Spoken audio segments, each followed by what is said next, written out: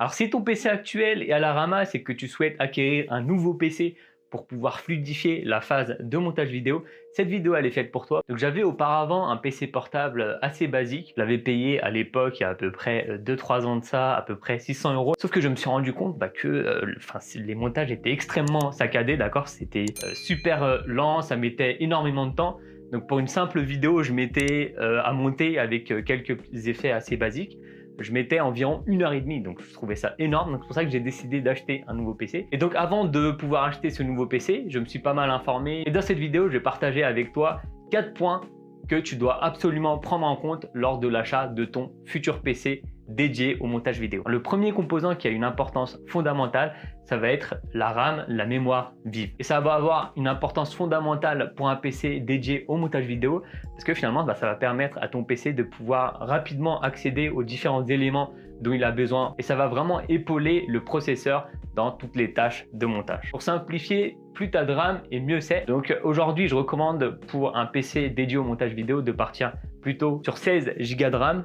C'est ce que j'ai choisi personnellement, sachant que la RAM, c'est largement upgradable. Tu peux, si demain tu décides que tu as besoin finalement de plus de RAM, tu peux facilement passer de 16 à 32. Le deuxième point qui a son importance fondamentale, ça va être l'unité de stockage. Donc l'unité de stockage, ça va être tout ce qui est disque dur, SSD. Donc ça va te servir notamment à stocker tes différents rushs vidéo, d'accord, et également tes différents programmes, ton système d'exploitation, que ça soit Windows, Mac, tes logiciels de montage, etc., etc. Donc personnellement, je recommande pour le stockage d'avoir 2 unités de stockage différents. Donc la première unité de stockage, donc on va plutôt prendre quelque chose de rapide, de véloce. Donc pour ça, je te conseille de partir plutôt sur un SSD, d'accord. Donc le SSD, en fait, ça va permettre d'avoir une rapidité importante pour le démarrage de ton système. Donc tu vas pouvoir démarrer rapidement ton Windows en quelques secondes. Et derrière, tes programmes vont également se charger de façon rapide. Donc pour la capacité, je recommande de partir sur du 256 Go.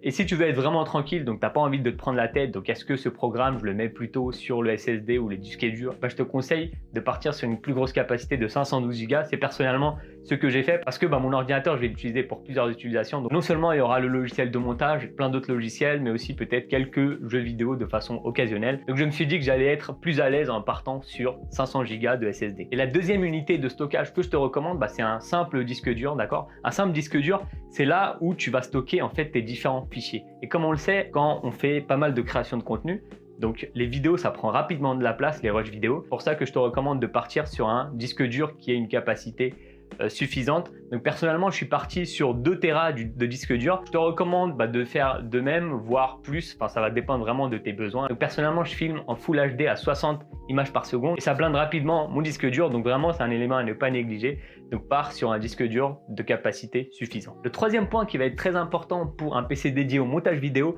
ça va être le processeur. Donc les processeurs, si tu veux, ça va être un peu l'élément central du PC. Ça va être un peu le cerveau du PC. Donc ça a une importance fondamentale dans le montage vidéo parce que c'est ça qui va fournir finalement la puissance de calcul nécessaire pour tous nos travaux d'encodage vidéo. Donc là, il va falloir faire attention à plusieurs choses. Il va falloir faire attention au nombre de cœurs. Donc aujourd'hui, les logiciels de montage sont de plus en plus optimisés pour un nombre de cœurs important. Donc je vais te recommander de partir plutôt sur 6 à 8 cœurs. Ensuite, tu vas avoir également la fréquence. Plus la fréquence des cœurs est élevée et mieux c'est. Par rapport aux marques de processeurs, tu vas en avoir 2. Tu vas avoir AMD et Intel. Donc personnellement, je suis plutôt parti sur AMD parce que c'est le meilleur rapport qualité-prix. Donc surtout avec la nouvelle gamme Ryzen 5. Donc je suis parti sur un Ryzen 5 2700X, processeur qui a 8 cœurs et cadencé à 3,7 GHz. Il offre des performances très honorables dans toutes les applications qui sont optimisées pour le multitasking, dont le montage vidéo. Et enfin, le dernier point à prendre en compte pour ton PC dédié au montage vidéo, ça va être la carte graphique. Alors la carte graphique, c'est un élément qui est souvent négligé dans les PC dédiés au montage vidéo. On va souvent se dire que finalement, la carte graphique, c'est plus pour les PC gamers. Mais dans un PC dédié au montage vidéo, c'est de plus en plus important aujourd'hui. Les logiciels de montage tels que Adobe Premiere ou DaVinci Resolve vont de plus en plus tirer parti d'une bonne carte graphique. En gros, ils vont reporter la charge du processeur vers la carte graphique, un peu alléger la charge du processeur. Et ça dans de nombreuses tâches, que tu utilises les effets,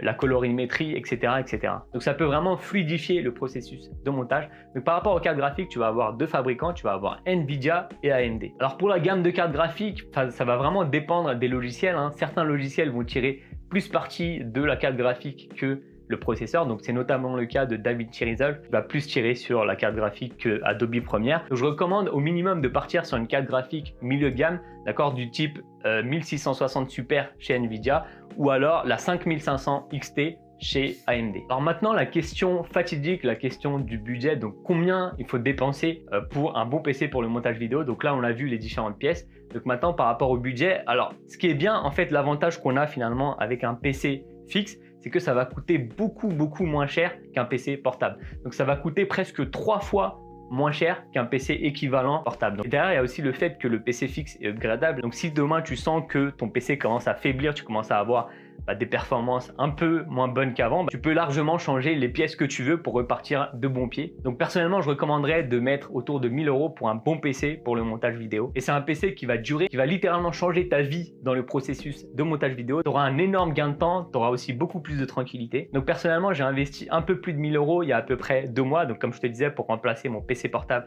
qui était peu puissant. Et donc mon PC fixe, aujourd'hui, il a les specs suivantes. Donc j'ai un processeur AMD Ryzen 5 2700X. Donc c'est un processeur qui a 8 cœurs à 3,7 GHz. Donc j'ai 16 Go de RAM, d'accord, donc largement tranquille pour pouvoir encoder de façon sereine. J'ai une Nvidia RTX 2070.